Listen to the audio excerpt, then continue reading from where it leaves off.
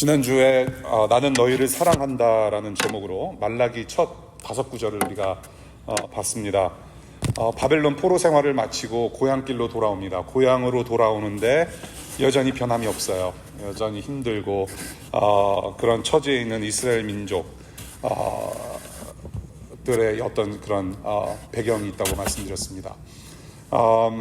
오늘날 우리에게 주시는 말씀, 그 당시에 이스라엘 민족에게 주셨던 말씀이 결국 오늘날 우리에게 주시는 말씀이기도 한데요.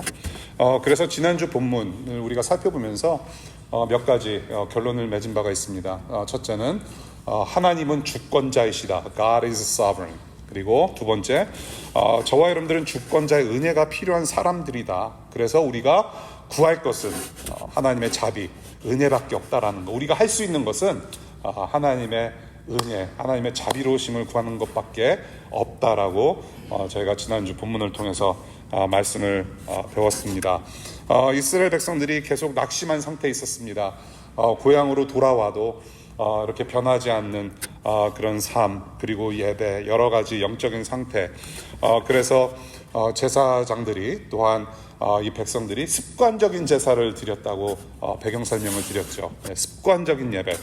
그래서 오늘 본문은 읽으셨다시피 제사장들의 행태를 시작으로 해서 이스라엘 민족의 영적 상태를 앞으로 계속 지적하십니다. 오늘이 그 첫 순서인데요.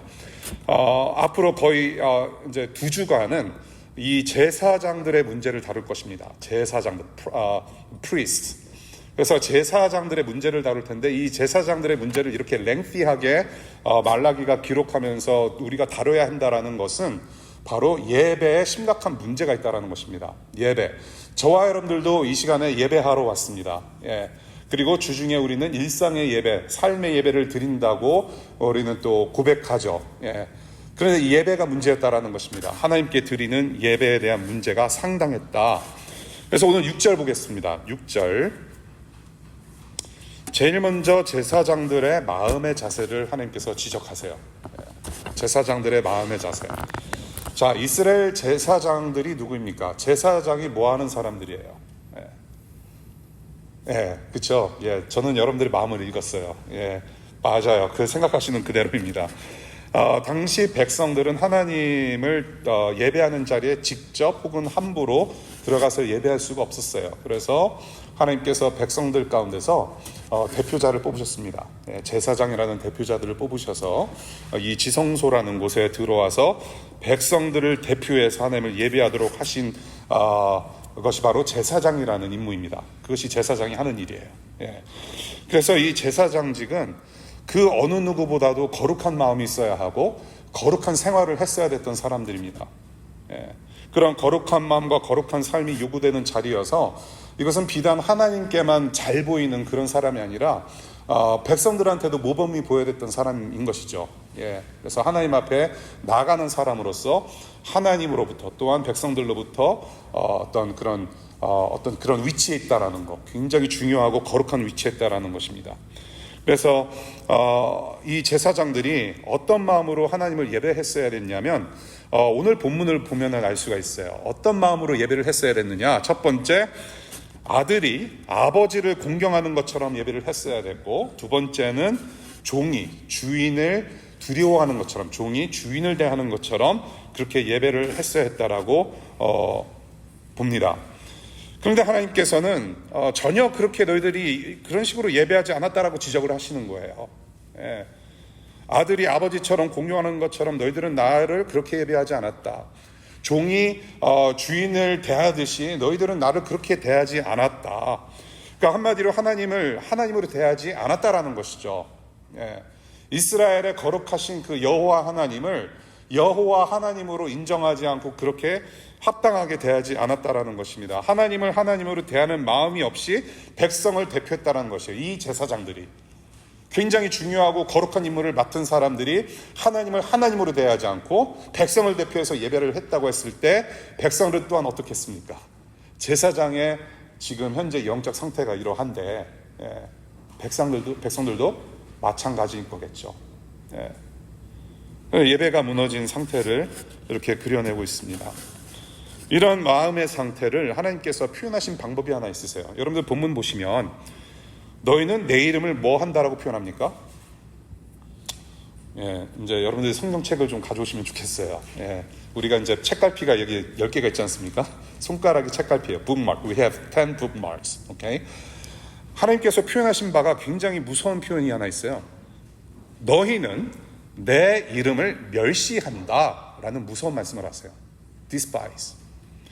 이 멸시라고 하는 것은 경멸하고 얕보는 상태를 말합니다. 경멸하고 얕보는 거예요. 너희는 나를 멸시한다. 나를 얕보고 경멸하고 있다. 하나님의 이름과 하나님의 존재를 소홀히 여기고 중히 여기지 않고 공경하지도 않고 두려워하지 않는 것은 멸시하는 거다. 너희들이 지금 나를 멸시하고 있다라는 거죠. 굉장히 무서운 말씀하시는 겁니다. 이 멸시. 여러분들 멸시한다라고 했을 때 주로 우리가 생각하는 멸시는 어떤 대상을 향해서 욕도 할 수 있잖아요. 그렇죠? 네, 나를 괴롭게 하거나 나를 힘들게 하거나 나랑 전혀 맞지 않는 사람들을 향해서 욕할 수 있는 거예요. 나쁜 말 할 수 있는 거죠. 컬스할 수 있고 커스할 수 있고 저주를 퍼붓을 수 있고 일반적으로 생각하는 멸시가 뭐 그 정도일 것 같아요. 예, 남을 향해서 비방하고 또한 욕하는 거. 그런데 이 멸시라는 단어를 자세히 살펴보고 우리가 다시 한번 정의를 본다면은 꼭 그것만도 아닌 거예요. 이 멸시라는 것은 단순히 욕하는 데서 끝나지 않고 그 상대의 존재를 무시하는 것 자체도 멸시라고 정의하고 있어요. 예. 그러니까 사람은 사람으로 대하지 않는 거. 이웃이 무너지고 죽어가고 이웃이 배가 고파도 그냥 지나가는 것 자체도 멸시라는 겁니다. 아무것도 하지 않는 거. 아무런 마음도 들지 않는 거. 그러니 하나님 앞에 이런 식으로 예배하는 거가 하나님 앞에서 이런 식으로 나아가는 거가 멸시라는 거예요. 하나님을 하나님으로 대하지 않는 거. 예. 굉장히 무서운 말씀하신 거죠. 그러니까 이것은 대적하는 것이고 그래서 하나님께서는 이런 모욕을 당하셨다는 겁니다. 모욕을 당하신 거예요. 하나님께서 받으시기 합당한 그런 예배, 그런 칭송, 그런 명예, 그런 영광을 받으신 것이 아니라 오히려 제사장들로부터 멸시를 당하셨다. 근데 이제 여기 본문을 보니까 제사장들이 하나님께 질문을 해요. 우리가 언제 주님의 이름을 멸시하였습니까? 우리가 언제 그랬어요, 하나님? 우리 talking about. 이게 무슨 말이에요? 멸시하지 않았다. 우리는 할 일 했습니다. 그거예요. 멸시한 적이 언제? 우리 예배했습니다. See? 재물 있지 않아요? 네. 내 임무 내가 했습니다. 그 말하고 있는 거예요. 하나님과 백성들 앞에서 종교적인 의무를 다했기 때문에 나는 괜찮다라고 생각하는 거예요. 나 할 일 했습니다. 주일 예배에 왔잖아요. I'm fine. What are you talking about? 봉헌도 했어요. 예. 벤모 시대 지났습니다. 봉헌함과 젤로. 예. 봉헌도 해요. No. 종교적인 의무를 다했기 때문에 나는 괜찮다라고 생각하는 제사장들의 모습을 봐요. 그런데 주님이 뭐라고 하세요? 그게 할 일 한 거냐? No.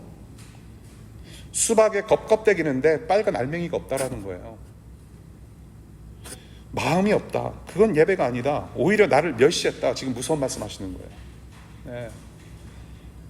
그러나서 이제 7절과 9절을 봅니다. 이렇게 마음의 문제를 하나님께서 지적을 하세요. 아주 무서운 말투로 지적을 하시고 나서 7절부터 9절까지 마음의 자세에서 비롯된 재물의 문제를 이제 지적하세요. 재물. 이게 당연한 거예요. 왜냐하면 모든 우리의 behavior, 우리의 모든 어떤 태도, 그런 어떤 행동까지는 다 마음에서 비롯된 것이잖아요. 예. 우리가 창세기 우리가 3장을 보게 되면 아담과 하와가 선악을 알게 하는 나무를 따먹었다. 따먹은 행위로 말미암아 우리는 죄가 들어왔다라고 얘기를 하지 않습니까?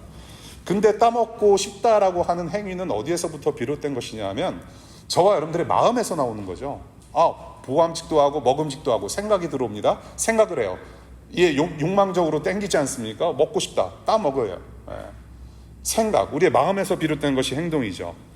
그런 마음에서 이런 지금 제사장들의 그런 어처구니 없는 마음에서 나오는 모든 행위가 다 그럴 수밖에 없는 거예요. 제사에 문제가 있는 거예요. 재물에 문제가 있어요. 하나님은 어떤 재물을 바치라고 하셨어요? 예, 레위기에 잘 나와 있죠. 레비티커스. 레위기를 보면은 하나님께 제사하는 어떤 방식이라든지 어떤 재물을 바쳐야 되는지 등등 여러 가지 제사에 필요한 말씀을 많이 명령하셨어요. 네, 많이 하셨는데 레위기를 보면은 하나님께 드리는 어떤 떡이 있는데 이 떡에 대해서 하나님께서 받으실 만한 어떤 그런 프로토콜을 정해 놓으신 게 있어요. 어떻게 구워야 되고, 어떤 제물을 바칠 때는 떡을 이렇게 구워야 되고, 어떤 제사를 드릴 때는 저렇게 구워야 되고, 어떤 특별한 스페시픽한 아주 자세한 방식을 분명히 말씀하신 적이 있고요. 동물 제사를 드리는 것도 마찬가지예요. 이 동물 제사도 흠이 없는, 주로 이제 흠이 없는 잘 키워진, 잘 자란 그런 동물의 제사를 원하셨어요. 흠이 있으면 안 돼요. 그러니까 뭐 다리를 쩔뚝거리거나 뭔가 뭐 이렇게 무늬도 있거나 뭐 이렇게 병을 한번 치른 경험이 있는 그런 동물들은 제사의 제물로 제외된 거죠. 흠 없이 잘 자라요. 잘 자란 동물을 하나님께 바칠 때 레위기에서 그 제물을 하나님께서 어떻게 받으셨느냐, 기뻐 받으신다라고 표현합니다. 그러한 제물들을 기뻐 받으신다. 그러한 예배를 기뻐 받으신다라고 말씀하셨어요. 하나님의 방식대로, 하나님께서 원하시는 대로 그대로 제사를 드릴 때 하나님께서 기뻐 받으신다고 하셨어요. 그런데 지금 제사장들이 바친 제물의 어떤 모습들이 나와요. 여러분들 본문 보시면 아까 읽으신 대로 이 제물의 질들이 어떻습니까? 퀄리티가 어때요, 여러분? 아주 안 좋아요. 더러운 빵이라고 표현합니다. 이 빵이 얼마나 더러운지는 모르겠어요. 구체적으로 말씀하고 있지는 않아요. 이 더러운 빵이라는 게. 근데 그렇게 생각이 돼요. 이 레위기에서 빵을 구울 때 그러한 어떤 적당한 그런 방식으로 빵을 구운 것이 아니었다라는 것을 추측할 수가 있고, 두 번째는 이미 제사장들의 마음이 더러워졌기 때문에 이 더러운 마음으로 빵을 굽는 것 자체 또한 그 빵의 모든 그 잘못됨이, 더러움이 전가가 됐다라는 거. 더러운 마음으로 빵을 구웠기 때문에 이 제물 또한 더러울 수밖에 없다라는 것을 상징하는 것이 아닐까라는 그런 생각이 들고요. 우리 동물, 눈 멀고 온전치 못한 동물을 바쳤다고 지적해요. 하나님께서 원하시고 받으시려는 방식이 아니라 정반대로 지금 하나님을 예배한 거예요. 정반대 형식으로 제물을 갖다 바치고 떡을 구워다 바치고 정반대의 모습으로 하나님 앞에 나아갑니다. 하나님께서 기뻐 받으실 리 없어요. 이것은 받으실 만한 제물이 아닌 거죠. 명령의 말씀에 어긋난 예배를 하나님께서 받지 않으시는 건 너무나도 당연한 결과예요. 그런데 이에 이제 제사장들이 또 되묻는 질문이 가관입니다. 자, 본문 보시면 뭐라고 질문해요? 우리가 언제 제단을 더럽혔습니까? 라고 말해요. 우리가 언제 제단을 더럽혔어요, 하나님? 우리가 할 일 다 했잖아요. 예배했습니다. 제사 제물 바쳤어요. 우리가 언제 제단을 더럽혔다고 합니까? 하나님께서 뭐라고 그랬어요? 7절. 내게 아무렇게나 상 차려줘도 괜찮다고 너희들은 생각한다. 아무렇게나 상을 차려줘도 괜찮다고 생각한다. 8절.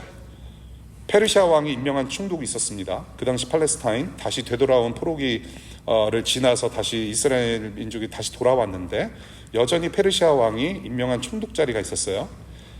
그 총독도 이런 거 받지 않을 거다. 일침을 날리세요. 너희들을 통치하고 다스리는 이 총독도 이런 거 안 먹겠다. 하나님 보시기에 얼마나 이게 죄스러운 건가요, 이게 도대체? 우리가 그런 말 하지 않습니까? 뭐 지나가는 개한테 줘도 안 먹는다. 이런 거는 그런 말 하잖아요. 한국 사람들. 지나가는 개 이거 줘도 이거 안 먹겠다. 그런 표현 쓰신 거예요. 거룩하신 하나님 앞에서 지금 거룩하지 않은 마음과 지금 제물을 바치고 있다. 근데 여기서 우리가 좀 한 가지 질문이 생겨요.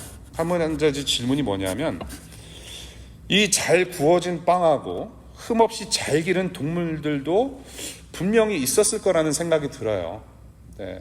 분명히 잘 키워지고 또 잘 구운 아주 맛있게 먹음직스러운 빵이 있었을 거예요. 분명히. 그런데 그런 빵과 동물은 어디로 갔을까?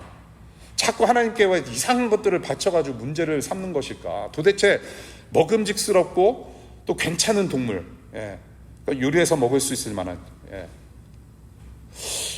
도대체 어디로 갔을까? 하나님께 드려야 할 거룩한 제물들이 다 어디로 간 것일까라는 생각이 좀 들었어요. 그런 질문할 수 있습니다. 저는 이렇게 생각해요. 분명히 바벨론 포로기를 지나서도 다시 고향 땅에 와서도 그 당시 성전을 그렇게 멋지게 다시 지었어도 여전히 가난한 사람들은 있었다라고 저는 생각을 해요. 예, 제대로 정착하지 못하고, 예, 빈익부 뭐죠? 빈익빈 부익부죠. 예, 여전히 있는 사람들은 있고, 못 먹는 사람들은 여전히 못 먹고, 헐벗은 사람들은 여전히 헐벗는 그런 상태가 있었다라는 얘기죠. 예, 가난한 사람들이 분명히 있었을 거예요. 이제 그들이 이제 봅니다.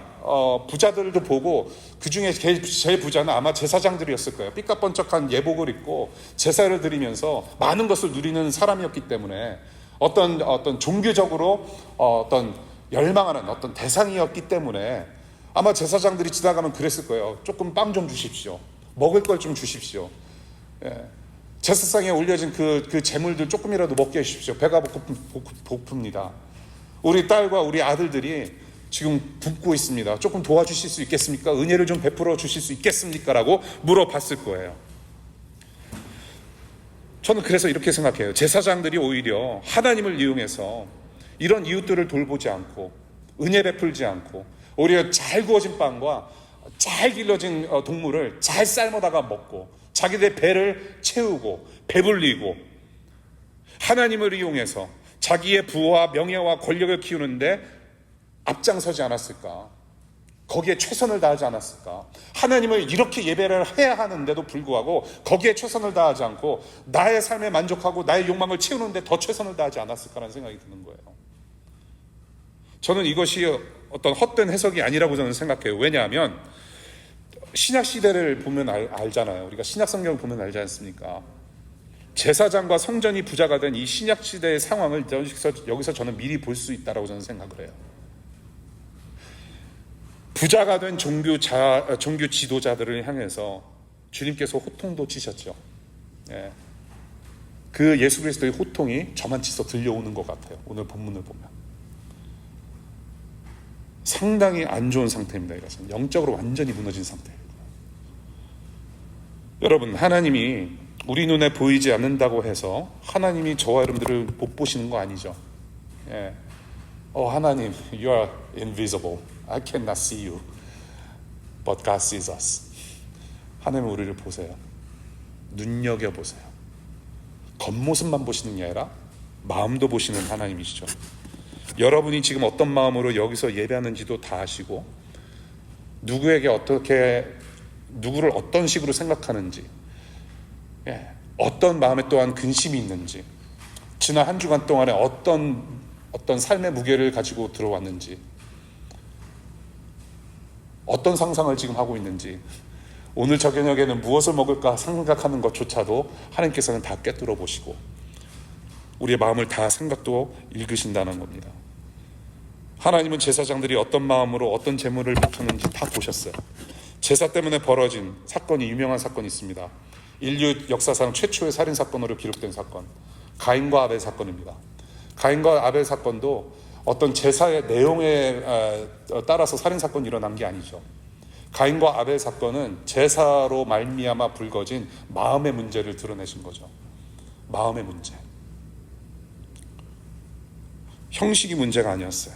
하나님께서 받으셔야 마땅한 존경과 경외심이 없는 예배, 세상 권력자에게도 함부로 하지 않으면서 하나님을 함부로 하는 작태, 이웃들에게 나누고 싶은 마음도 없고 그저 상투적인 종교 언어를 반복하면서 은혜 베풀어 달라고 하나님을 예배하는 자들, 이러한 자들에게 하나님께서는 오늘 굉장한 크게 지적을 하시는 거예요. 그 예배 받지 않겠다. 결코 좋게 보실 리 없다라는 겁니다. 은혜를 베풀지 않는 자들에게 어떻게 은혜를 줄 수가 있어요? 오늘 본문의 내용입니다. 9절. 이웃들을 돕지 않으면서 하나님한테는 망가진 채로 하나님을 멸시하면서 하나님 은혜 베풀어 주시옵소서.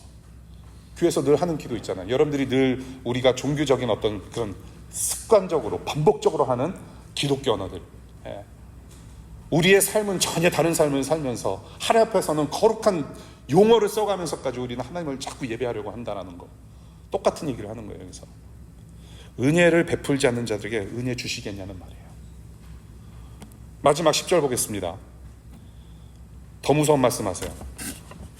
점점 더 하나님은 그 강도를 세게 하시는 것 같아요. 10절 보면은 뭐라고 말씀하세요? 성전 자체도 셧다운 시켜버리겠다고 합니다. 우리가 팬데믹 때 얼마나 답답했어요. 모이고 싶어도 모이지 않고 모일 수가 없고 2년 동안 우리가 줌으로 예배하지 않았어요? 예. 근데 어떻게 보니까 지나고 보니까 좀 편했다라는 거, 좀 편해졌다라는 느낌이 오는 거예요. 예. 편해졌다. 성전 자체를 아예 셧다운 시키시고 제사 못하게 하는 게 낫겠다라고 말씀하세요. 예. 이것은 거의 어떤 뜻이냐면요, 관계 단절에 가까운 무서운 말씀이에요. 예배를 그냥 받지 않겠다라는 수준에서 끝나는 게 아니라 성전 셧다운, 불도 피지 마라, no. 제사 그냥 아무것도 하지 마, just do nothing. 여러분들 이스라엘 역사를 보면요, 사실은 이런 적이 한두 번이 아니에요. 우리가 그 선지서를 다 읽지는 않겠지만 선지서를 보면요, 이러한 일들이 무수히 반복이 돼요. 하나님께서 명령하고 경고하시고 이런 바로잡으시려는 하나님의 무서운 말씀들이 한두 번 반복된 게 아닙니다. 제가 이제 몇 가지만 말씀을 드릴게요. 이사야서 여러분들 빨리빨리 엄지손가락 이렇게 넘기실 수 있는 분들은 보세요. 이사야서 1장 11절. 무엇하러 나에게 이 많은 재물을 바치느냐? 나는 이제 숫양의 번제물과 살찐 짐승의 기름기가 지겹고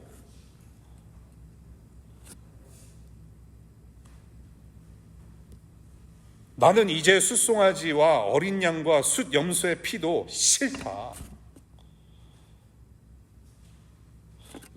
우리가 지금 이제 이사야서 1장 13절도 볼 텐데요. 나 그게 싫어. 그런 토로 하나님께서 말씀하시는 게 아니겠죠. 예. 지난주에 말씀드렸듯이 이 선지서의 내용은 주로 하나님께서 혈압이 올라가신 상태에서 선포한 말씀이라고 말씀드렸어요. 짐승의 기름기가 지겹고 피도 싫다. 이사야서 1장 13절. 다시는 헛된 재물을 가져오지 말아라. 다 쓸모없는 것들이다. 분향하는 것도 나에게는 역겹고 초하루와 안식일과 대회로 모이는 것도 참을 수가 없으며 거룩한 집회를 열어놓고 못된 것도 못된 짓도 함께하는 것을 내가 더 이상 견딜 수가 없다. 굉장히 무서운 말씀이에요. 아모서 5장 21절. 아모스서 5장 21절. 나는 너희가 벌이는 절기 행사들이 싫다. 역겹다. 너희가 성회로 모여도 도무지 기쁘지 않다. 예. 하나님께서 하나님으로 인정받지 못하는 화려함만 가득한 예배. 말라기 선지자를 통해서 똑같이 이렇게 무섭게 경고하시는 본문이 바로 오늘 본문입니다. 그래서 이것을 이제 우리가 6절부터 10절까지의 말씀을 그냥 한마디로 한 문장으로 표현한다면 나는 너희를 좋게 보지도 않고 그 예배 받지도 않겠다. 네. 하나님이 너희를 좋게 보시겠느냐? 하나님은 저와 여러분들을 좋게 보실까요, 여러분? 네. 하나님은 저와 여러분들을 좋게 보실까요? 하나님께서 좋게 보실 만큼 정말로 여러분들 온전한 예배하는 삶을 살고 계세요?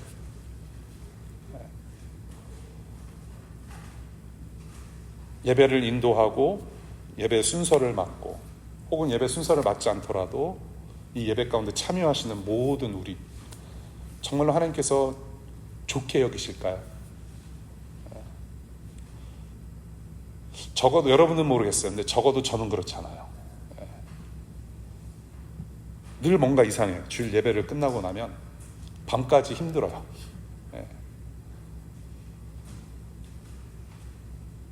왜 이렇게 설교하는데 우리 교우들은 졸을까?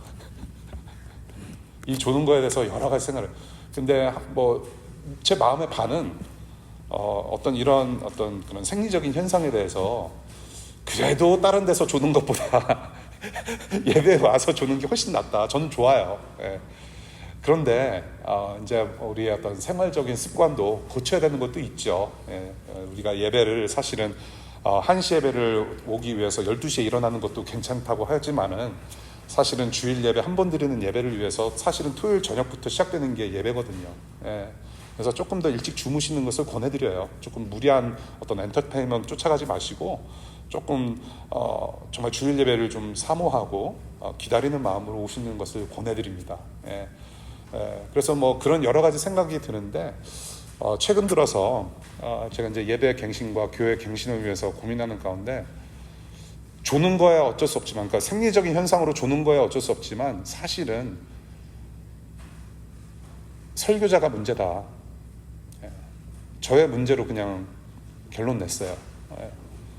제가 경험하고 보니까 사람이 말을 빨리 하는 사람의 말을 듣게 되면요, 이 뇌가 프로세스를 하지 못해요. 그를 빠른 말을 쫓아가지 못하는 거예요. 그러니까 이게 이제 브레인이 셧다운 되면서 졸리게 되는 그런 현상을 제가 경험하니까 제 생각이 나는 거야. 와, 설교 시간에 내가 말을 너무 빨리 하지는 않는지라는 죄책감이 드는 거예요. 이게 좀 잘 딜리버리를 잘해야 되는데 이것은 내 문제다라는 결론을 맺었어요. 그래서 너무나도 죄송합니다. 여러분들한테 죄송한데 이게 뭐 하나겠어요? 제가 가지고 있는 문제 중에 하나겠어요? 하나님 보시기에는 어떨까?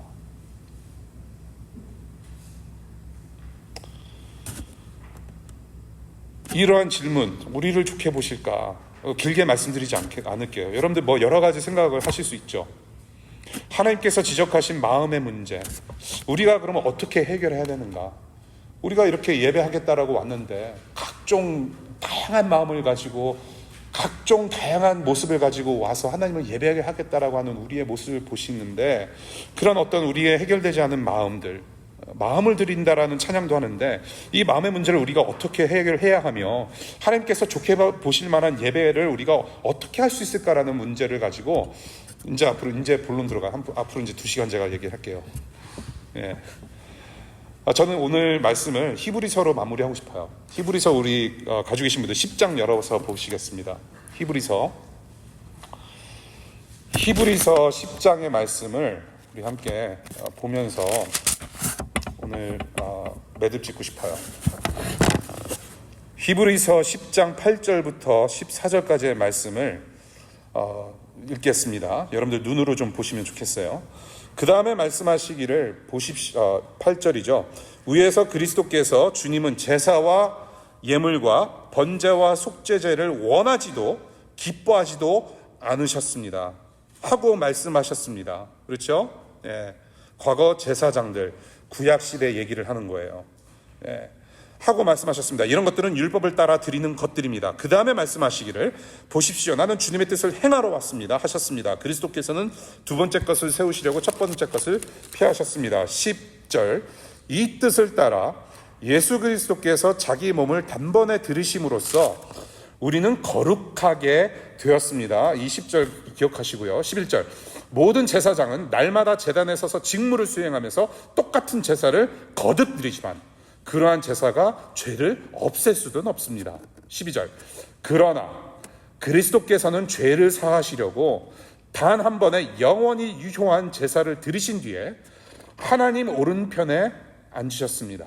13절, 그리고서 그는 그의 원수들이 그의 발 아래 굴복할 때까지 기다리고 계십니다. 14절 다 같이 읽겠습니다. 시작. 그는 거룩하게 되는 사람들을 단 한 번의 희생 제사로 영원히 완전하게 하셨습니다. 첫 번째, 마음의 문제. 예수님 때문에 이제는 더 이상 제사장 제도가 필요가 없게 됐습니다. 이제는 더 이상 제사장 제도가 없어요. 아직도 이스라엘은 예수 그리스도를 메시아로 여기지 않기 때문에 아직도 제사장 제도가 있습니다. 제사를 드려요. 이제는 예수님이 제사장이 되심과 동시에 제사장으로서 또한 동시에 희생제물이 되셨어요. 희생제물이 되셔서 제사장만이 들어갈 수 있는 지성소라는 어떤 예배 장소가 있는데 예배 장소에 담대히 들어가신 분이십니다. 본인이 제사장으로서 또한 희생제물로서. 그래서 예수님께서 죽으실 때 어떤 현상이 일어났냐면 이 지성소라는 함부로 백성들이 들어갈 수 없는 제사장만이 들어갈 수 있는 그 지성소의 휘장, 커튼이 찢어졌다고 표현하죠. 복음서에서 기록하고 있는 것입니다. 이제는 아무나 들어갈 수 있다. 누구 때문에? 예수 그리스도라는 분 때문에. 흠없으신 예수님께서 제사장이 되셨고 흠없이 거룩하신 그 예수님께서 스스로 희생제물이 되셔서 우리 모두를 데리고 들어가신 거예요. 하나님을 예배하는 자리로. 그래서 이제는 더 이상 뭔가 부족한 제물을 드리는 예배가 아니라 최종적으로 하나님께서 기뻐 받으실 만한 제사를 드린 분이, 본인 스스로 제사 되신 분이 바로 예수 그리스도라고 히브리서에서 가르치고 있는 것입니다. 예. 새로운 예배의 시대가 온 거죠. 그래서 히브리서 10장 19절 볼게요. 10장 19절 다 같이 시작.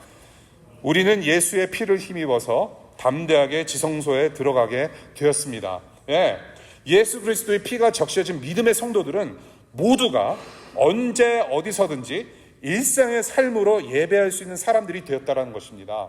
이제는 성전 예배가 아니라 요한복음 4장에서 사마리아 여인한테 말씀하셨던 것처럼 신령과 진정으로 예배한다. 저 산당이 아니라, 저 산에서가 아니라 신령과 진정으로 예배하는 날이 올 것이다. 바로 무엇이냐면 예수 그리스도를 믿는 믿음으로 사는 삶 자체가 예배가 될 것이라는 말씀을 하신 거예요. 성령으로, 진리와 진리 가운데, in spirit and in the truth. 예수 그리스도의 피가 적셔진 믿음의 성도들의 삶 자체가 예배가 될 것이다. 그 다음에 우리 22절 보겠습니다. 히브리서 10장 22절 다 같이 시작. 그러니 우리는 확고한 믿음을 가지고 참된 마음으로 하나님 앞에 나아갑시다. 우리는 마음에다 예수의 피를 뿌려서 죄책감에서 벗어나고 맑은 물로 몸을 깨끗이 씻었습니다. 참된 마음이래요.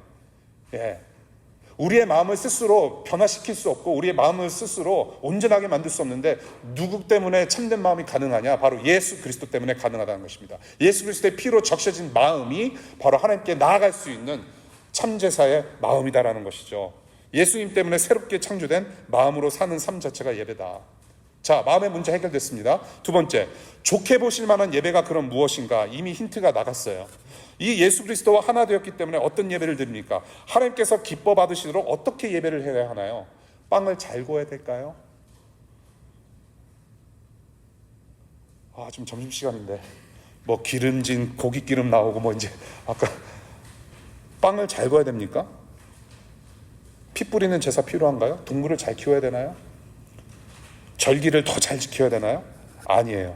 이미 예수 그리스도의 피로 하나님은 만족하셨어요. He is already satisfied with the blood of Christ. 예수님의 제사는 하나님을 흡족하게 하셨고 만족하게 하셨고 기뻐 받으실 만한 제사였어요. 이제 저와 여러분들이 드리는 예배는 하나님께서 받으시고 기뻐하실 만한 예배는 더 이상 예수 그리스도의 죽음으로 드리는 예배가 아니라, 그런 제사가 아니라 바울이 말했던 것처럼 우리가 예수 그리스도 하나됨으로 말미암아 살아있는 제사, 산제사, living sacrifice, reasonable worship, 합리적인 예배, reasonable worship, 산제사로 드리는 삶 자체를 하나님께서 좋게 보실 만한 예배라고 정의하고 있어요. 이게 무슨 말이냐면 조금 더 구체적으로 이웃들을 사랑함으로 하나님을 사랑하는 일상의 예배라고 말합니다.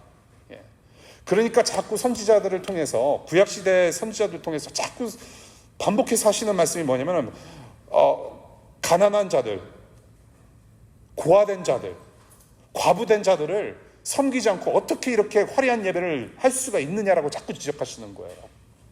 일상의 예배를 드리지 않으면서 어떻게 이렇게 화려하게 예배를 할 수 있느냐? 나도 이런 제사 받지 않겠다라고 말씀하시는 거죠. 지금 말라기서도 똑같은 얘기를 하는 것 같아요. 일상의 예배. 그래서 히브리서 10장 24절 보겠습니다. 굉장히 중요합니다. 10장 24절 시작. 서로 마음을 써서 사랑과 선한 일을 하도록 격려합시다. 자, 예수님의 피 때문에 우리가 담대하게 지성소로 나아갈 수 있기 때문에 뭐 하라고? 그래서 so what? 사랑하라. 선한 일을 하라. 그것이 하나님께서 받으실 만한 삶이다라는 거예요. 그렇게 살아야 된다. 따라서 이웃을 사랑하지 않는다라는 거, 이웃을 그냥 지나침으로 멸시한다라는 거, 하나님을 향한 예배가 될 수 없다라고 말합니다. 우리 잠언서 14장 보면요, 잠언서 Proverbs chapter 14 verse 31, 14장 31절 보면 가난한 사람을 학대하는 자는 그를 지으신 이를 멸시하는 자요. See?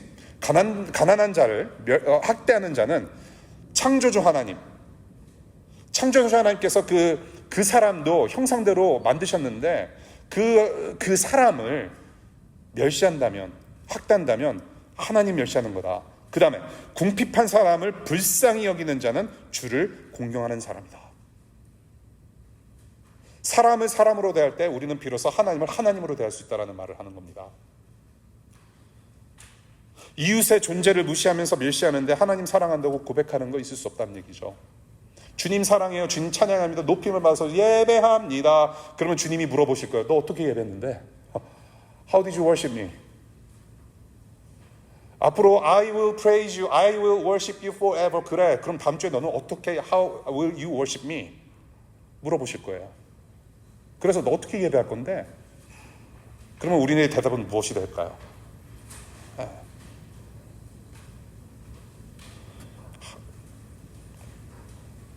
그런 예배 일상을 살면 되지 않느냐. 사랑하겠습니다. 열심히 사랑하겠습니다. 돕겠습니다. 섬기겠습니다. 그럼 이렇게 살면 되지. 왜 또 그러면은 주일날 또 굳이 모일 필요가 또 뭐 있겠습니까? 예. 그래서 우리는 히브리서 10장 25절도 봐야 돼요. 25절. 굳이 우리가 일주일에 한 번 모여야 되는 것. 사실은 더 모여지고 싶은데 10장 25절 다 같이 시작. 어떤 사람들의 습관처럼 우리는 모이기를 그만하지 말고 서로 격려하여 그날이 가까우는 것을 볼수록 더욱 힘써 모이시다. 저와 여러분들을 구원하심으로 이미 선한 일을 하신 예수 그리스도를 높여드리고 감사하고 찬송하고, 그 다음에 예수 그리스도의 은혜와 주님의 마음을 한번 말씀으로 확인받고, 그 다음에 세상으로 파송하는 예배 모임으로 우리가 모이고 있는 것입니다. 바로 10장 25절의 말씀을 근거로 해서 일상의 예배를 잘 드리고 와서 찢겨진 마음으로 상처 입은 날개를 입고 와서 다시 한번 예수 그리스도께서 우리를 향하신 일이 무엇인지, 그 복음의 메시지를 우리가 깨달아 다시 한번 알고, 그 예수님으로 말미암아 힘을 얻고 다 같이 서로 응원하고 격려하면서 이번 한 주간 동안도 선한 일, 사랑 베풀며 한번 힘써 보자, 으쌰 한번 하고 다시 흩어져서 삶의 예배를 드리는 교회의 모습. 바로 이게 어떤 교회의 모습이었느냐? 바로 이것이 사도행전 초대교회의 모습이었다고 저는 봐요. 초대교회의 모습. 예수 없는 화려한 예배는 있을 수 없습니다. 그래서 예수가 늘 중심이에요. 우리의 마음을 새롭게 하시고 삶으로 예배하게 하신 하나님. 그래서 우리는 제사장으로서, 이 세상을 섬기는 제사장들로서 하나님 예배하는 자들이 되었어요. 이것이 바로 하나님께서 원하시는 예배였죠. 삼위일체 하나님의 사랑이 이 땅 가운데 적용돼서 주님의 뜻이 하늘에서 이루어진 것처럼 땅에서도 이루어지는 그 예배 가운데 우리를 부르셨어요. 하나님이 너희를 좋게 보시겠는가? 하나님께서 세상 창조하실 때 좋게 보셨어요. 사람들을 좋게 보셨어요. 모든 만물을 좋게 보셨습니다. 그런데 아담과 하와가 제사장 역할을 실패하고 맙니다. 사람들은 그 뒤로 계속 실패를 해요. 제사장들도 실패했습니다. 그런데 하나님께서 자기 아들 예수 그리스도를 보내주셨어요. 왜 보내주셨냐면 이 세상을 다시 보시기 좋게 하기 위하여, 심히 보기 좋게 하기 위하여 예수 그리스도를 보내주셨어요. 그래서 이 예수로 말미암아 저와 여러분들은 이 사랑이라는 기능을 다함으로 예배하는 새로운 존재가 되었다라는 거. 주님, 조금 더 참으실 수 있죠. 간식이 있으니까. 그냥 몇 말씀 드리고 마칠게요. 저와 여러분들은 십자가에서 멸시받으신 그 예수 그리스도로부터 오는 mercy가 필요한 사람들이에요. 이거 되게 지금 제가 일주일 동안 코스타 중에도 이렇게 제가 이렇게 성령의 감동으로 말미암아 멋진 말을 지금 만들었거든요. 저와 여러분들은 멸시받은 예수 그리스도에서부터 오는 mercy, 자비하심이 필요한 사람들이에요. 우리가 은혜라는 찬양 또 불렀죠. 은혜 필요한 사람들이고, 그런데 이미 우리는 은혜를 받았어요. 은혜를 입었으면은 이제 우리가 져야 하는 것이 있는데 바로 십자가를 져야 할 차례가 오는 것입니다. 은혜는 십자가로 연결이 돼요. 자기 십자가 지고 가는 길은 사랑을 실천하는 가장 거룩한 삶입니다.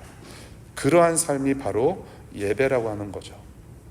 그런 삶을 처절하게 살았을 때 비로소 부활을 맛보는 주일 예배가 거기에 의미가 있는 거예요. 죽어있던 일주일 동안의 예배의 삶을 살다가 오늘 부활주일인 겁니다. 성탄절처럼 매일 누군가에게 선물이 되는 작은 예수로서의 삶을 죽도록 살다가, 그렇게 일상의 예배를 살다가 부활절처럼 이렇게 다시 일어날 수 있는 부활의 능력을 감사하면서 세상으로 파송받는, 보냄받는 주일 예배 모임. 그래서 이 주일 예배 모임도 그래서 중요합니다, 여러분. 네. 중요합니다. 24/7. 일요일만 중요한 것이 아니라 월요일부터 주일까지 우리의 모든 시간은 매우 중요합니다. 예배 모임에 임하는 자세, 주일날 예배에 모이는 자세, 우리가 정말로 예수를 아는 만큼, 우리가 예수를 아는 만큼 한 주간의 십자가를 지고 주님을 따르며 살아온 만큼의 현상으로 드러나는 것이 예배 모임이에요. 우리가 오늘 말라기서를 통해서 정말 우리가 예배하는 자인가, 정말로 우리 안에 예수로 말미암아 감격하며 그 삶을 살아내는 은혜 받은 사람들인가, 그리고 우리가 서로 가지고 지고 가는 십자가, 서로 응원하며 격려하며 이번 한 주간에 다가오는 예배 삶 힘차게 살아봅시다라고 서로 격려할 수 있는 그런 예배 공동체 될 수 있기를 바랍니다. 정말로 낙심하고 이스라엘 민족처럼 낙심하고 상하고 찢기고 부족하고 온전치 못할지라도 내 안에 예수가 있으면 하나님께서는 그 사람을 좋게 보시는 것입니다. 우리가 그 은혜를 입었습니다. 예수와 함께하는 삶, 모이는 교회로서 예수 그리스도 이름을 정말로 맘대로 높여드리고 흩어지는 교회로서 우리 안에 계시는 예수 그리스도와 함께 땀내어 사랑하며 봉사하는 그런 DC to DC 될 수 있기를 간절히 축원드립니다. 기도하겠습니다.